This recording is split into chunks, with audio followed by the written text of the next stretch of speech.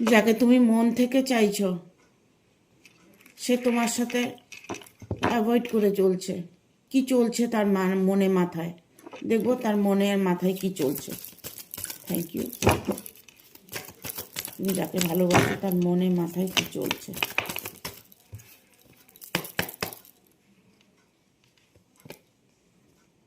তার মনে মাথায় এটাই চলছে, তার সামনে অপশন আছে, বাট উনি কোনোভাবেই অপশনকে ফলো করছেন না।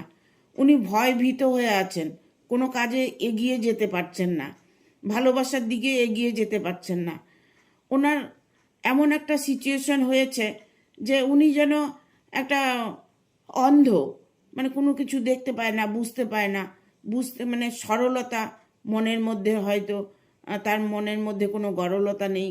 তিনি হয়তো দেখা গেল যে সব কিছু নিয়ে একটু ভাবেন বেশি, ভবিষ্যৎ কী হবে, ভবিষ্যতে কি করব, এইগুলো উনি ভেবে ভেবে সময়টাকে নষ্ট করছেন।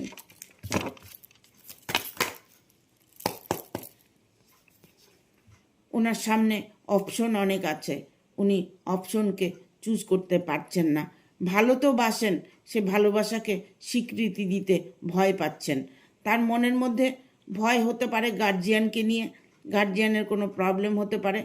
ইভেন তিনি হয়তো অন্য কোনো যদি রিলেশনে থেকে থাকেন তাকে হয়তো ভয় পাচ্ছেন। মোট ওনার মধ্যে ভয় একটা কাজ করছে।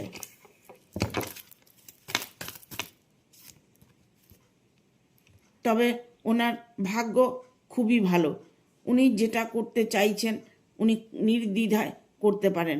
ওনার কোনো কাজে বাধা আসবে না। উনি যেভাবে চলছেন সেখান থেকে ওনাকে বেরিয়ে এলে ওনার বেটার জীবন দেখতে পাবে।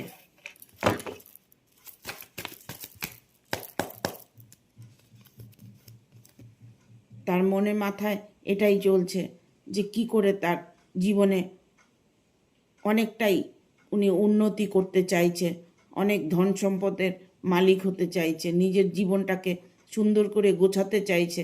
বাট উনি নিজেই একজন নেগেটিভ এনার্জিতে বাস করছে।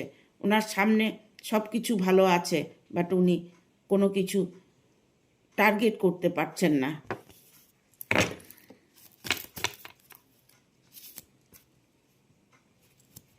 উনি যদি ওনার টার্গেটে এগিয়ে যায় তবে দ্য ফুল মুন উনি ওনার জীবনে অনেকটাই উন্নতি করতে পারবে, ভালোবাসাকে অ্যাকসেপ্ট করতে পারবে।